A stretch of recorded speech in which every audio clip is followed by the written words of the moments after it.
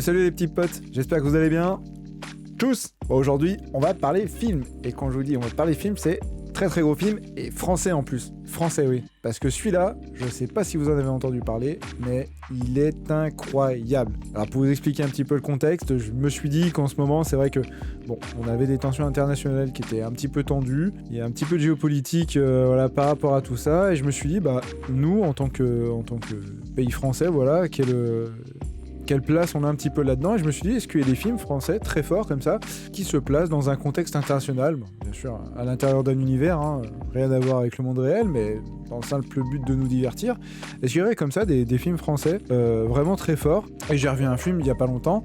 Ce film, tout simplement, c'est Le Chant du Loup. Donc moi je le possède en plaquette Blu-ray, très bon comprimé quand vous avez mal à la tête. Je déconne. Non, c'est un film très très fort, un très très grand film français. Il y a des acteurs même incroyables. Je crois bien que c'est rare d'avoir vu un film comme ça. Et donc je me suis dit, bah on va vous en parler. Voilà, il y a un contexte, on va dire, actuel qui s'y prête un petit peu. Puis dans le thème de la guerre, c'est un film très récent qui moi m'a marqué. Même après, je l'avais vu au cinéma à sa sortie, et même là je l'ai revu il y a quelques temps. Et je me suis dit, il faut absolument que je vous en parle, sachant que ce film est disponible sur Netflix. Donc je me suis dit, c'est la bonne occasion de vous faire découvrir une pépite du cinéma français. Allez, accrochez vos ceintures, vous êtes sur la Carcasse TV. Nous sommes le dimanche matin, 11h. C'est parti, jingle!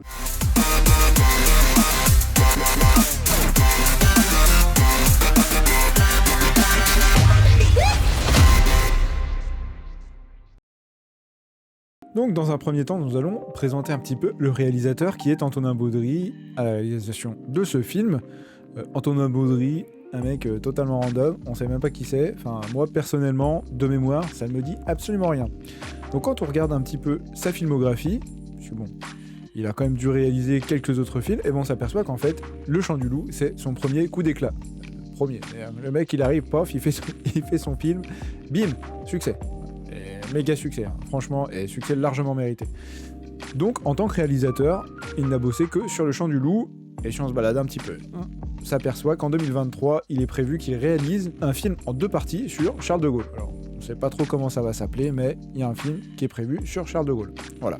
Tout ce qu'on sait, c'est qu'il était scénariste sur Le Chant du Loup, sur ce fameux projet un petit peu mystérieux sur Charles de Gaulle, et sur le film Quai d'Orsay, qui est sorti en 2012.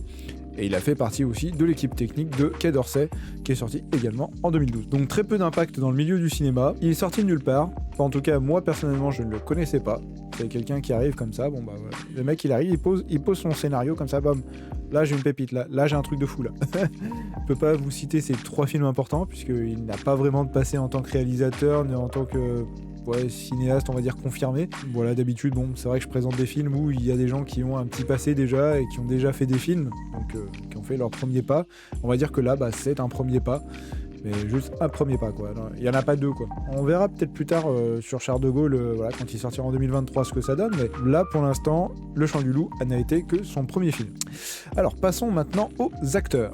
Alors, petite précision, il a un petit peu oublié de le dire, mais ce film est sorti le 20 février 2019 en salle. Il dure 1h56. Voilà. C'est un thriller, guerre, action. Donc, pour parler un petit peu des acteurs, nous retrouvons en tête d'affiche, parmi les plus connus, je ne peux pas tous les faire, mais on va dire que parmi les plus connus, nous retrouvons François Civil, Omar Sy et Mathieu Kassovitz. Alors, Omar Sy, je ne vais pas vraiment le présenter, puisque bon, c'est un petit peu l'acteur principal d'Intouchable. Si vous n'avez pas vu Intouchable, regardez-le, c'est une pépite aussi, perle française de film, voilà, très très excellent film, j'ai envie de dire, j'allais dire très bon film, mais non, excellent film. Par contre, pour François Civil, là, je pense que vous le connaissez un petit peu moins. C'est pour ça que je vais vous présenter quelques-uns de ses meilleurs films. Alors François Civil, il a joué dans, mis à part dans Le Chant du Loup, où vraiment il joue mais d'une manière incroyable. Vraiment, je sais pas comment vous dire, mais cet acteur a quelque chose d'incroyable. Il joue vraiment à la perfection. C'est vraiment incroyablement bien joué. On le retrouve dans Le Chant du Loup, bien évidemment, en tant que l'un des acteurs principaux. Mais on le retrouve également dans Bac Nord, qui est sorti donc le 18 août 2021 en salle. Donc là, un film très très très récent. Je ne l'ai pas encore vu, donc je ne pourrais pas trop vous présenter ce film-là, mais voilà. Il joue dedans. Donc Bac Nord qui a fait un carton en salle vraiment incroyable. Je pense qu'il a fait un carton aussi incroyable que Le Chant du Loup. Donc pour vous dire à quel point François Civil, quand il joue dans un film, il fait pas des petits films, hein, il fait pas des séries télé, quoi. Il a peut-être fait 2-3, mais voilà, il joue vraiment dans des très très gros films et des très bons films. Et par contre, il a joué dans un autre film qui s'appelle Ce qui nous lie, qui est sorti le 14 juin 2017 en salle. Ça, pour le coup, c'est un film que j'ai vu, disponible en VOD, à la location et à l'achat, sur vos plateformes habituelles. Et là, par contre, c'est un film que je vous recommande. Vraiment beaucoup. Ce qui nous lie est vraiment un excellent film, aussi excellent que l'est Le Chant du Loup. Un petit film français comme ça, qui se passe dans les vignes d'un domaine pour produire du vin. Et vraiment, ce qui nous lie, mon Dieu, merci Dieu du cinéma d'exister. Parce que ça fait partie des pépites françaises, films français vraiment incroyables, dont on n'a peut-être pas forcément entendu parler ou qui ont été très médiatisés à leur sortie, mais qui sont complètement tombés dans les oublis une fois que le temps est passé. Et donc, Ce qui nous lie, Le Chant du Loup, je vous invite vraiment, s'il vous plaît, à aller voir ces films parce qu'ils sont vraiment incroyables. Incroyables, et surtout, François Civil, il joue admirablement bien. C'est un acteur que j'apprécie vraiment énormément. Donc, nous avons donc ce François Civil, mais bien sûr accompagné de Mathieu Kassovitz. Alors, Mathieu Kassovitz, je vais le présenter quand même un petit peu, même si c'est un petit peu le vieux de la vieille, c'est-à-dire que bon, il a commencé à faire ses débuts depuis très longtemps dans les années 90. Alors, si je remonte vraiment depuis même les années 80, on va dire 80-90, en tant qu'acteur, ouais. Après, ouais, il a fait de la réalisation aussi, c'est vrai. En tant qu'acteur, oui, depuis les années 80, voilà, c'est un petit peu le vieux de la vieille. Donc, c'est celui qui a quand même réalisé Babylon AD. Ça aussi, pareil, s'il vous plaît, si vous ne connaissez pas ce film, allez absolument le voir, mettez-le sur votre wishlist, parce que c'est un film incroyable, avec Vin Diesel en tête d'affiche. Mais Babylon AD, vraiment, je vous le recommande absolument. Ensuite, nous avons Les Rivières Pourpres, donc Kassovitz qui a réalisé Les Rivières Pourpres avec Jean Reno, Vincent Cassel, voilà. Casting de rêve, quoi. Casting français de rêve, je peux pas vous dire mieux. C'est vraiment des pépites aussi, Les Rivières Pourpres d'ailleurs, qui est tiré d'un livre, d'un thriller, hein, puisqu'à la base c'est un livre, qui pour le coup avait été adapté au cinéma, donc sorti le 27 septembre 2000 en salle. Très bon film, excellent film. Voilà, bon, le livre bien sûr reste toujours mieux parce qu'il y a des petits détails croustillants. J'avais eu la chance de lire le livre, puisque là il doit être rangé quelque part, mais là je peux pas vous le sortir pour vous le montrer. Mais en tout cas, excellent livre, excellent thriller, excellent film, et Mathieu Kassovitz nous a fait une réalisation vraiment parfaite. Et pour terminer, bien sûr, Mathieu Kassovitz, on le connaît surtout parce que le 31 mai 1995, il a sorti un film drame d'une durée d'1h35 qui s'appelle tout simplement La Haine.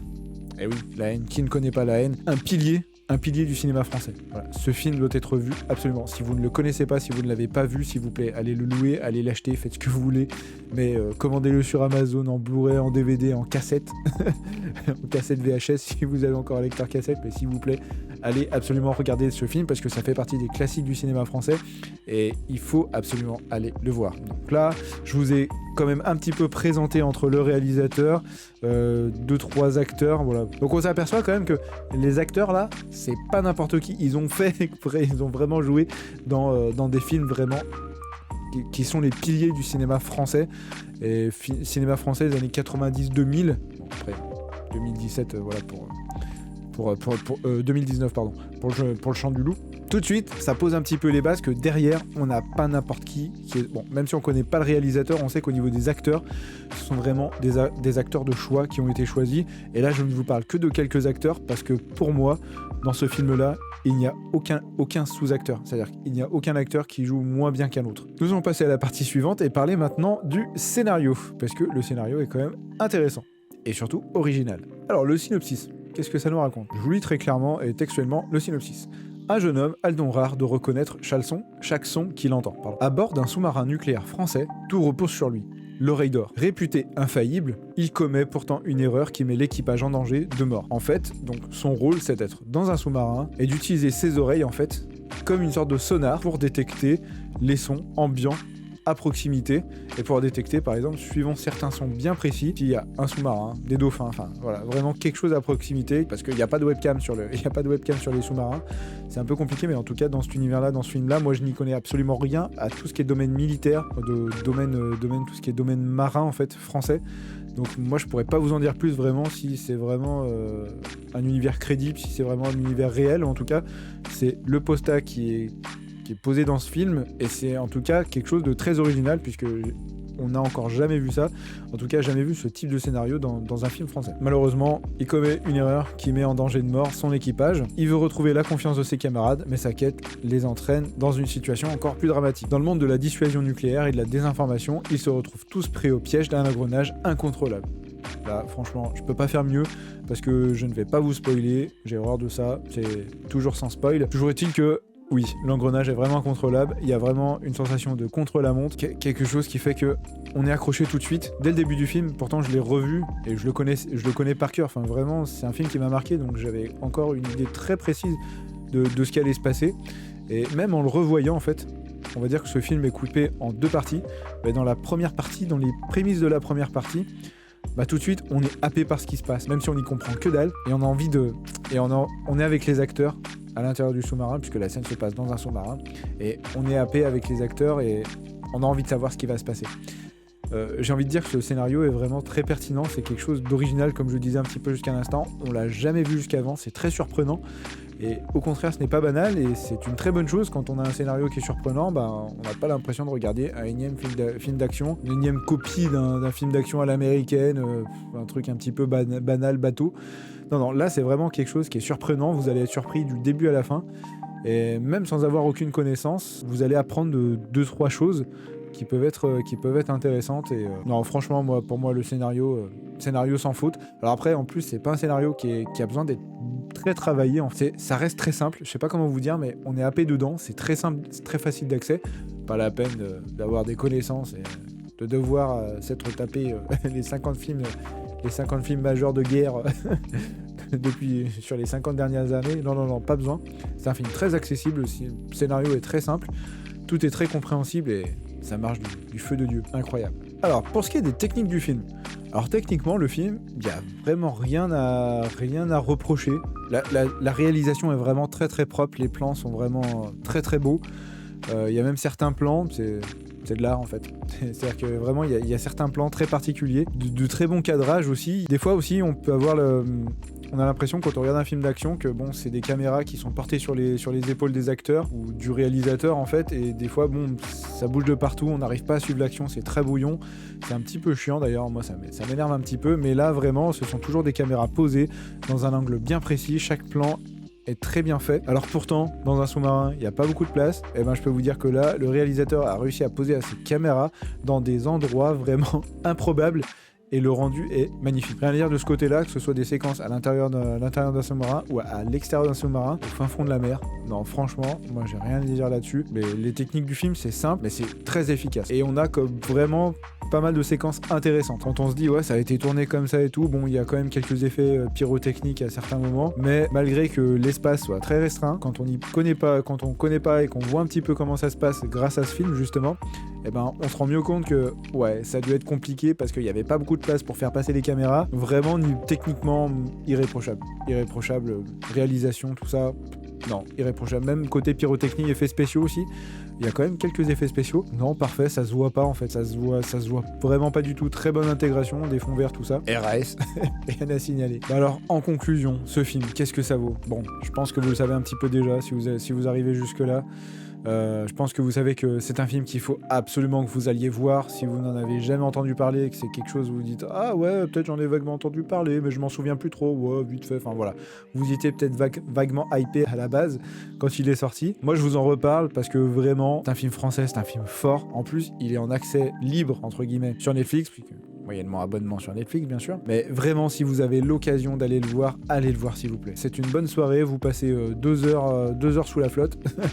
2 heures dans l'eau, non je déconne. Tout ne se passe pas forcément que sous l'eau, enfin que dans la mer. Mais c'est 1h56 vraiment excellente, vous allez passer un excellent moment. Il n'y a pas de scène vraiment choquante, si ce n'est peut-être une scène vers la fin, mais c'est vraiment un film qu'on peut aller voir aussi en famille. Peut-être pas non plus montrer aux plus jeunes, hein. Il y a quand même des scènes qui peuvent être assez impressionnantes. En tant qu'adulte, vous allez vraiment apprécier. Moi vous voyez, hein, je vous l'ai montré, je l'ai en Blu-ray. Et j'étais allé le voir au cinéma quand il était sorti, j'en attendais pas grand chose, mais au final c'était quand même plutôt une agréable surprise. C'est pour ça que je vous en parle aujourd'hui. J'espère que en tout cas cette vidéo vous aura plu. N'oubliez pas que c'est très important d'aller au cinéma pour voir du cinéma. Le piratage, on lui fait comme ça au piratage, hein, bien profond. Profitez-en, c'est sur Netflix, c'est en accès visible un nombre incalculable de fois, autant que vous le voudrez. Bah écoutez, moi en tout cas, je vais vous remercier d'avoir regardé cette vidéo. J'espère que ça vous aura plu. Alors comme d'habitude, le petit pouce bleu pour montrer que vous avez aimé. Si vous avez des questions, si vous avez remarqué que j'ai dit une connerie, surtout vous n'hésitez pas à le mettre dans les commentaires. Voilà. Là, par là, voilà, par là. N'oubliez pas que les commentaires, les pouces bleus, tout ça, ça aide au référencement de la chaîne et de la vidéo. Donc ça permet de gagner en visibilité. Sur ces bonnes paroles, je vais vous laisser. Je vais vous souhaiter une très très bonne semaine. On se retrouve comme d'habitude le dimanche matin à 11h sur la Carcasse TV, votre rendez-vous de la semaine. Passez une bonne fin de journée. On se dit à la prochaine. Allez, ciao ciao les petits potes. Bye bye.